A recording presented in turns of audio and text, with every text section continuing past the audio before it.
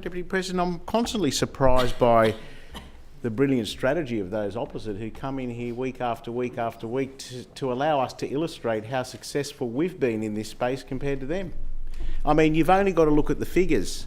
The figures speak for themselves and illustrate the contrast of the different approaches. That is a Labor government who has strong, proud affiliations with the trade union movement and uses those proud, strong affiliations to sit down and make sure we get good negotiated outcomes which everyone is eventually happy with. Now, in the last 18 months of the Liberal National Coalition government, Madam Deputy President, it might surprise those opposite to hear that industrial action was 154 times higher than it was under the first 18 months of the Minns Labor government.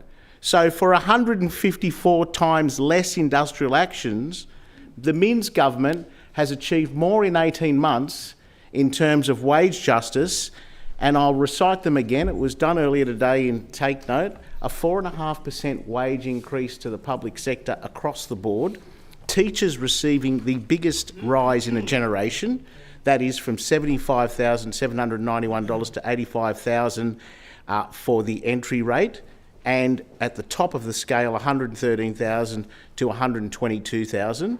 A massive fillip, which has resulted in great retention rates for teachers.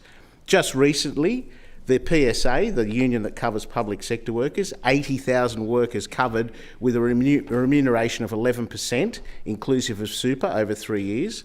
As I said this morning, the HSU, 50,000 health workers with 1 year pay increases of 4% and 100% salary packaging. And then, of course, we had the advent of the police, a stellar increase, 10% per annum over 4 years.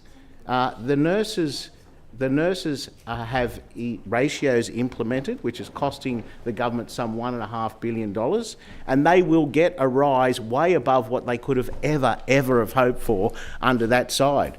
So my suggestion to you is that if you wish to keep coming in here and highlighting our success compared to yours, by all means do so. But I don't think it's very fertile ground for you. I thought you dropped it a few months ago when you stopped asking us a litany of questions in question time. I thought, oh, they've gone cold on it. There's no more fertile ground here, but they're on the case again. And as I said, my advice to you is to drop it and actually come up with some policy that might attract New South Wales voters to make you think you're doing something to help them. But we won't stop working with the unions to get good outcome for workers. It's a success story, and we'll keep shouting it from the hilltops because it's a good news story.